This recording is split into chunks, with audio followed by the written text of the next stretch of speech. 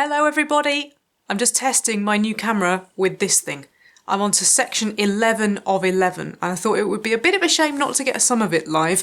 And also, I've got this new gizmo and I don't really know whether it's working or how it works or how it performs in low light. So, let's find out! I present to you the roller coaster of death. Largely because at the moment it's got a great big gap in the middle of it. You make it in two parts. One is just over a third and the other one is huge and it's got every detail in the known universe, and I'll definitely be taking you around that if I can get it working. Before I finish it off, I think we should look at some of the cool details anyway before they get covered up. So this is the little entrance gates here which do this and let you in, and these idiots have turned up even though it's not even finished yet. They must be keen. We've got a couple of members of staff. Both of them have got Lego logos on their backs, so I'm assuming that this park is supposed to be in Legoland. Down here, this is brilliant. I love building this. We've got boxes everywhere. We've got the ticket booth, which actually on the back is also a photo booth with lots of little photographs waiting to be picked up. I really enjoyed building this because it's got all of these original Lego bits like little doors and the guys on a spinning chair and that sort of thing. I really like it when you use the pieces of my youth. Speaking of pieces of my youth, space! These are the mechanics that will eventually drive the thing, so that's going to be the lift hill. And I don't know whether it'll be that obvious, but when I turn that you might be able to see. If I can find the bit that turns, or you can just see it. It's actually going to turn something on the other side here, because that's where the lift hill's going to go. There's a bit missing at the moment, but that's going to be amazing. That was probably the most challenging bit so far, I would say. Was trying to get the gears right, not least because I got an incorrect piece.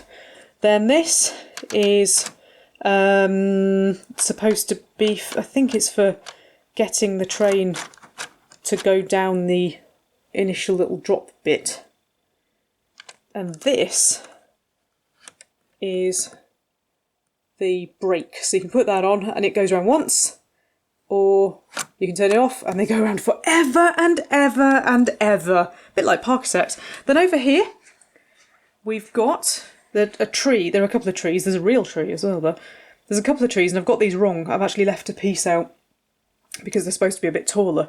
But looking at the way it's supposed to be, I actually quite like mine more. But anyway, I did a really bad job of those because they were quite difficult. I thought they were quite difficult. But next to it is this cotton candy stand. This was just great. The cotton candy is just massive. You can see the girl at the back with it there. It's really clever because it's like a beehive piece and then a pink Lego head goes inside it. And this little thing, which I'll break probably because I always break it when I touch it, it actually, you're not going to do it, are you, now I'm filming?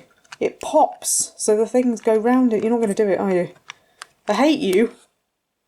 That's all you were doing beforehand, and I kept breaking it. Oh well, never mind, anyway.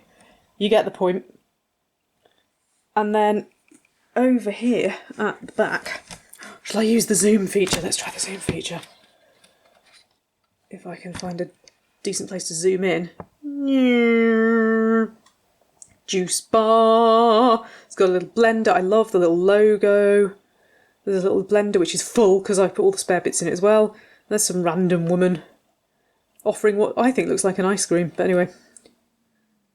But yeah, really amazing little details. I love the fact that it's got kind of Parkitect type details, little flowers, a little pond. There's also a little pond somewhere else. Oh, it's on the other side. Sorry, I'm going to come over here. There's a little pond that you might be able to see. There it is with its, I don't know what they are, water plants. And there's a little frog. There's a tiny, tiny little Lego frog. Which I didn't even realise it was a frog, but it's a frog. And then there's a little camera that's going to take photographs of people as they come down. And we can charge them lots of money for that, so that's quite important. And if I use my zoom again, I don't know if this is working. There's a height measuring thingamajig. And they're obviously very big on that because the woman who runs the place has her own height measuring thingamajig. At least I hope that's what it is, and she doesn't just randomly poke people, but you never know. And then there's one or two bits that I don't quite understand because I'm a bit of an idiot. I don't know what that is, and I don't know what that is. So maybe when I come to build it, I might find out. But yeah, I don't know what these random bits are. Bit weird. I also must admit that I don't know what this bit here is, which has got a little, it kind of turns and it's got a little tornado on it. So, I mean, surely if that was like a bad weather, you're not getting any further thing, it would not be in the middle. So I don't know what that is, but I'm sure that one of you will be able to tell me. Up here, we have a sign that says, "Do not stand up." So don't stand up. And I think it was only when I put that on that I began to realise the enormity of this. It's just massive. You build the first few sections, I think the first 3 or 4 sections maybe, and you've got these 2 bits, and you think, oh, this is going to be cool, I like it, and then you suddenly realise you're going all the way up there, and it just gets taller and taller and taller. Also super cool. This comes in the middle of quite an arduous bit of doing loads of columns and pillars and things. You get to build this.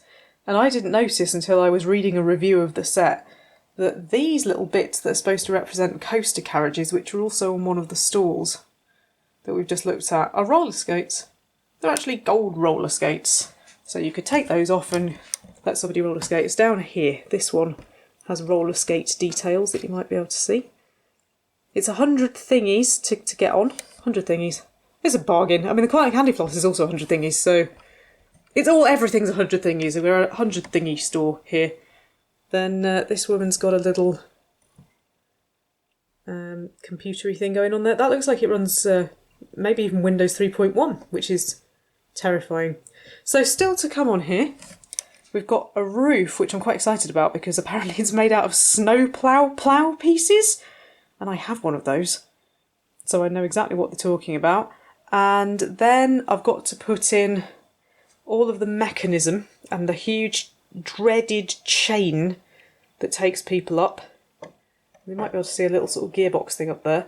I've got to put elastic bands on these because these are what makes it go round this bit. And they need tightening. At the moment they just do that. So once you put an elastic band on, that will stay on there. And then I've got to pray that my gears all work because some of them are a bit stiff. So yeah, this whole thing is a massive experiment. There's another little detail I've forgotten about. It's this down here. Somebody's lost their hat. They've lost their hat. It's flown off, and on the picture on the box you even see it's a woman who loses her hat, which is hilarious. All the minifigures have 2 faces, or most of them have 2 faces actually. Either like okay, or a bit apprehensive, or completely terrified, except for one woman who's really zen. I'm about to make her. I'm about to make a few minifigures because there are loads in this set. I mean, you really do need loads. So I'm about to build these 3. And again, this comes after quite a big aggravating bit of building all the supports and all of the pillars, and it goes on forever and ever and ever, and you feel like you're never going to do it. I have enjoyed it though. There's no complaints from me about it because the build never gets completely boring and repetitive, and you know what you're making, and I think that's what's important. I also have the sea cow, so massive Lego sets are not they're not completely alien to me, and the sea cow's very tall. It has this, the hull is just ridiculously detailed, and I got really hacked off with it, and I had to put it away for like 3 or 4 months before I could bring myself to come back to it. And at which point I went, hang on a minute, this cost you like £200. Why is it just sitting half built in the box? This, however, has been sitting in my wardrobe for well, God knows. I mean, I think I bought it on like the first day it came out because I was desperate for it. And I bought it to build it, and then I've never blinking built it. So good old shutdown. I don't want to call it a lockdown. It's not a lockdown. Good old shutdown has inspired me into building it, although now I am going to lose a significant amount of my sideboard because this is 88 centimetres long and I don't really have anywhere else to put it. I was going to build it in the studio, but I think moving it is going to be a bit of a bastard, to be honest. So yeah, we'll see. But yeah, these are my final pieces here. That's my lamp for extra light at night because it's really difficult to see black pieces on this surface. Several things have gone down into the void there. Really not a good place to be building, but one little criticism I do have, it's got stickers. Don't like stickers, especially in very expensive sets, not good. They haven't been too bit difficult to put on, but just the principle of the thing. What else do you need to know? I don't know. I don't want to look ahead because I don't want to see what. Sometimes I don't even know what I've been building, and then I've suddenly gone, oh, that's the whatever, which is great fun. That's half the fun of it, really. So yeah, this is all we're down to, and it doesn't look like very much until you realise that there's 4 more bags, and those 4 more bags, I'm just going to reach behind me, are all this, and that is chain links, and apparently I've got to put together 203 of those. That might be a day's work on its own. I did the first booklet, which is up here. I did the first book on Sunday, and that was what I think it took me 7 hours, which might be really, really slow. I don't know. I didn't even realise I was doing it for that long until somebody pointed out on Twitter I should probably take a break. So that took me like a bit of an afternoon and evening, and then yesterday is Monday. It is Tuesday today, isn't it? God, I can't remember. It's Tuesday when I'm filming this. I'm getting very confused. On Monday night, I got up to section 10. So today I've just built section 10 and this is section 11, which is the last one. So I think was it about 5? I want to say about 5.5 hours yesterday. So yeah, I think in total, for me, on my own, having made a few mistakes, not rushing massively, getting distracted, I think this is probably going to be, I want to say 24 hours. There were stories of people building it in kind of like 7 hours, and I thought there must have been more than one of you. I don't think it's physically possible to do it in 7 hours unless you're like superhuman. And then there was a pair of people who said it took them 12 hours between them, so I think 24 for me is good. But it could take me another day to get the damn thing working. I don't know. I just love the shadows this is creating. It just reminds me of theme parks I have visited. It's glorious. So yeah, I'm so glad I've done this. I'm so glad I've done this. And say, I really wanted to do some of this live, but in all honesty, I think that would be a faff. However, I will definitely do a video of it working when I can get it working. And yeah, let's see whether this filming has actually worked. If it has, then that's super awesome. Can you hear my upstairs neighbour banging and coughing? I think if you can, then the microphone on this is obviously much better than I thought. He's been doing that, I was going to say all day, but actually he's been doing that for months. I don't really know what it is that he's doing, so that's quite irritating, but never mind. Soon he will be drowned out by the screams of these poor people and many more. I'm really impressed with the number of figures in this set. I could have just done with one more staff member, because the woman in the juice bar, she's not really supposed to be there. She's supposed to be the grandmother of this kid, and that's the grandfather there, so yeah. But you still get quite a few, and of course I've got loads. They'll probably be populated by policemen, spacemen, and God knows what soon. There was somebody who estimated it would take 50 minifigures to do it justice, and maybe that's the case. And I must admit, I shouldn't really be spending any more money on Lego, but I have got a bid in on eBay for the, what's it called? Like the Fairground Mixer, because I never bought it when it came out and really wanted it. There are 2 other Fairground sets. One is the carousel, the small carousel. There's actually a massive carousel as well. And the, oh God, my memory's going. What's the other one? Oh, the Ferris wheel. And the Ferris wheel I don't find massively inspiring, but I would have quite liked the carousel. And there's some little versions of things. He is coughing his blinking lungs out. I'm sorry if you can hear that. He sounds like he's vomiting a lot of the time.